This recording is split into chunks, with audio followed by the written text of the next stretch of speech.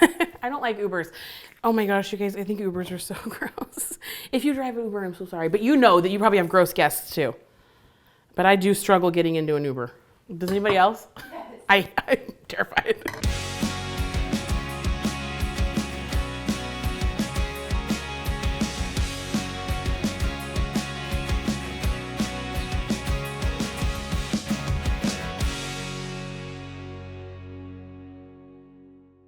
Welcome to Rustic Joyful Food. I'm Danielle Kartes, and today we're doing a very special dish. This is a special dish near and dear to my heart because it's so simple and it feels kind of fancy smashy. Smanchy, that's how you say it, right? Today we're making coq au vin, which is one of my very favorite French style stews. It's a chicken stew, coq au vin. We'll have somebody do the translation. Coq au vin. It's very like Julia Child, but not Julia Child. We gotta work a little lowbrow in there because it's me. It sort of like runs the line, like it's a little bit French and a little bit America. So I'm gonna show you how we brown up the chicken thighs. We add wine and vegetables, mushrooms and onions. Then you put this bad boy in the oven and it is so good. So let's go. I'm gonna start with carrots. I'm gonna take the top off right here. Now this is so fun. I don't know why this makes me feel fancy. I'll never peel a carrot. These guys are cleaned really well. When you buy them at the grocery store, they're gonna have a little bit of dirt all around here. Just wash them nicely. And then I actually keep the stem, totally edible, but I think it's really cute. There's something about it that makes me feel like a little bit special. And then we cut these guys in a big bias. Like, look at that. And you can take the little tail off, the little mouse tail. You'll never look at a carrot the same. Isn't that so gross? Looks like a little mouse tail. This recipe actually comes from my book, which is a book I am very proud of. This is called Meant to Share because I really think that life and food is meant to share. You can always catch me dropping food off at somebody's house. If you are sick or you don't feel well, I'm gonna be there with a mug of soup or even a cocktail. I had a girlfriend once who was having surgery and I made up the Bailey's Irish cream cocktails and I just set them on her doorstep. I'm like, I don't know, I don't want these to mix with your meds, but enjoy a cocktail and a chicken pot pie. And every single recipe in here and story is so special like that. They're all just meant to be shared. And it's funny, I was in Boston a couple years ago, the inspiration for this book. I was at this like lobster place and they said the only place is in the bar, but I wanted to eat a lobster and I was by myself and I was working and I'm like, I don't want to go in there alone. So anyways, I did. I went in there and I was like tearing this open and people started cheering. They're like, yeah, because it's like a meat market bar. Like people are trying to pick up on each other and I was tearing a lobster apart at midnight. And then everybody started ordering lobster and I thought, these experiences in life, we all get a little embarrassed, like, oh, I don't want to eat a lobster alone at a bar that's really a pickup joint.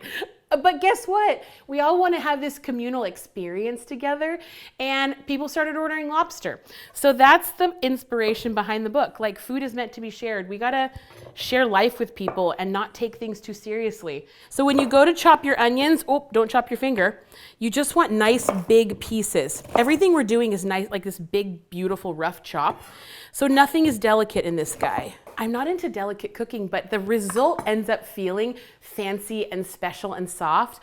But the thing that goes into it is basic. Like this is working people's food, but I just like food in its realest form. Then I'm gonna open up the garlic and get us a couple of cloves. And I'll just roll these around first on top of my cutting board. Watch that. So you roll them around and it sort of slips some of the outer skins off. Roll them, smoosh it up. Put all this in the corner. And then I just take my knife and the back of my hand, one at a time, point your knife blade down, and then you're just gonna put your body into it, and you've got a piece of garlic.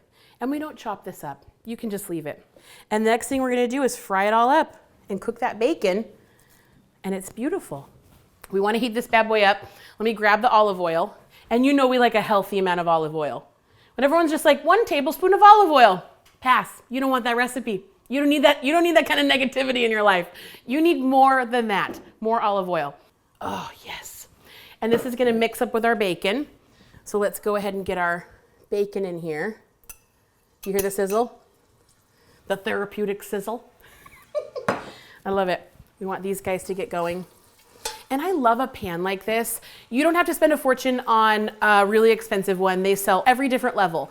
I even think that Lodge Cast Iron, not sponsored, Lodge has got a really great one that's affordable. Get yourself an enamel covered Dutch oven. They're awesome. If you don't have one, that's fine. You can saute on top of the stove in a skillet. And then even if you don't have like a heavy bottom pot to make this in, you can actually take like a 9x13 Pyrex, just cover them in foil really tightly. I'm a really firm believer, you don't have to have the best of everything to make really beautiful food. You just need time and sealing. We're gonna brown our bacon up. And because there's not a ton of bacon, I'm gonna go ahead and get the chicken going in at the same time. If you look at the recipe, it's gonna say to brown the bacon and remove it with a slotted spoon. And I really have, sometimes you evolve past what you wrote several years ago. Does that work? Absolutely. Does it also work to put the chicken in at the same time? 100%. You want this nice and thin. And you feel how hot this is? That's gonna help this chicken not stick. You don't feel how hot it is. You hear it though. You don't wanna crowd your pan. I'm gonna season everybody with salt and pepper. Don't be afraid of that seasoning. This Himalayan pink salt's actually pretty soft tasting, so you can really go in heavy with that. There is something about bacon and olive oil and chicken cooking and wine. We have one in here that you haven't seen yet. It's our swap out. It smells so good. I love it. So we're letting this guy brown. We're moving our oil around, making sure there's nice air gaps in between, because we want brown, gorgeous chicken, not steamed chicken. When I'm cooking stuff like this, I feel like I don't think of anything else. And I go through my fridge and my freezer. I'm like, what do I have? What can I use? Like, how can I use that up? Like, what can I make that will make my kids cry? It's normally something delicious and healthy. And then I'm always looking for a backup. Like, if I make coq au vin, Mike and I are gonna love it, but my kids can eat a grilled cheese. So sometimes I might even be dipping a little grilled cheese in the coq au vin. So there's no shame in just getting your kids to eat.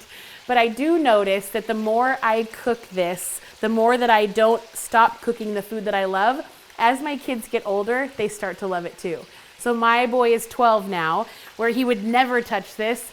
Noah would 100% scoop up a bowl of this stew now.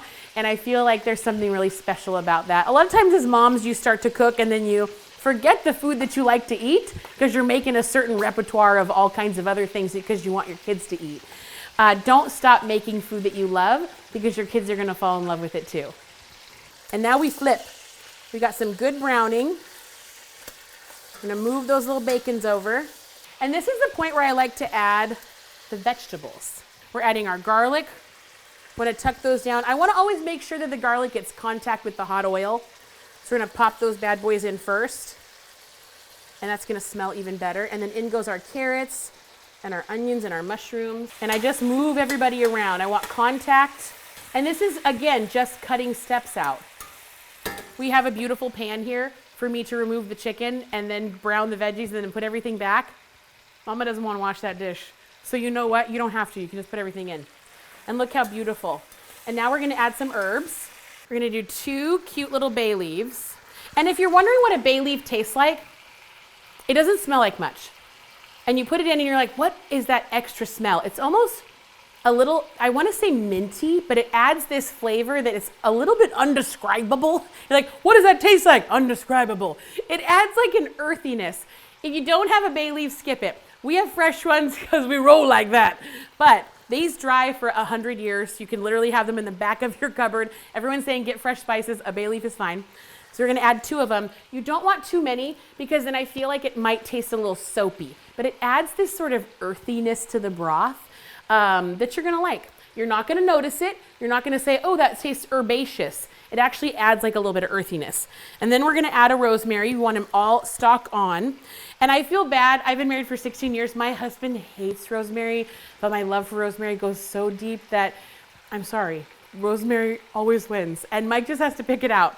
And when I'm cooking with it, he's like, are you using rosemary? And part of me dies, but he still eats it and loves it. And we're gonna add thyme, we love thyme. A couple turns around the pot of red wine. If you don't drink, skip it. If you don't know what to buy, if you don't have French for water in your cupboard, just a light red wine. And people always say like, cook with what you drink. I would pretty much drink anything. So cook with whatever you can afford. I think that that's very important. People are like, don't cook with cheap wine. I actually love cheap wine. I think that it's fabulous to cook with. So don't let anybody, you know, shame you into using something you can't afford. Move this little guy around. We're gonna add a little bit of water because I like broth. When you're braising, you want the liquid to at least come up halfway.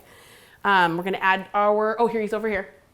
Add a little water, and then I'm gonna season just a little bit more because we season every step. Gorgeous. And then we cover this and it goes in the oven. That's it. That's all she wrote. So 1.5 to 2 hours. Check on it midway through. If you need a little bit more liquid, add some. Don't be nervous if it's like really moving out and evaporating, but that's it. And I'll be back. I'm gonna move that over like this. Get rid of the lid. Look at that! Oh my gosh, it smells. Okay, here's the true test. You take your little serving spoons and you make sure, like, look at the chicken is just so tender, it just pulls apart. Oh my gosh, this is my favorite. And because we use the wine, you have to drink the wine. Okay, I love this red blend, my favorite type of wine. I'm gonna grab our bread, and we've got cheese to smear on the bread. Look at how pretty this is. Triple cream brie, and then another triple cream brie that's rolled in herbs. It is so good. Got chives and all kinds of fun stuff on there. We're gonna serve up. First, we're gonna do some vegetables. Oh, it's so pretty. And this is it, you guys. I mean, it feels so fancy, but we got the chicken thighs on sale, the wine we have in the house.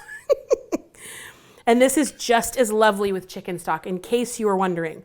Like, okay, I'm not really a huge fan of cooking with wine. If you aren't, I mean, I am. But if you're not, don't worry about it. Look at that, all the beautiful little bacon. And we're gonna do one more carrot. We get a little ear of bread. And I always break bread over the top of the actual dish. That was graceful. And then we're gonna go ahead and take our cheese knife, get an extra bit of brie, smear the brie on the bread, get a little bit of a dunk. Let's move over. You know what? We're going straight into the pan. I say it every time. It's the best I ever had. It literally is the best you ever had. I feel like this meal just sort of puts the mute button on life. So go ahead and make something that's it's inexpensive, it's affordable, and it's gonna slow you down from this hustle and bustle. It's September, October, November. We're in such a beautiful time. Let yourself rest too. I think that's always really important. Like sometimes we think we've got to act a certain way or be a certain thing, but I think that this seasonal food, if you're eating seasonally, it actually really does help you to sort of get a little perspective. So take a break with rustic, joyful food, as always. Thank you for being with me. Thank you for being in this glorious kitchen. I will see you guys next time.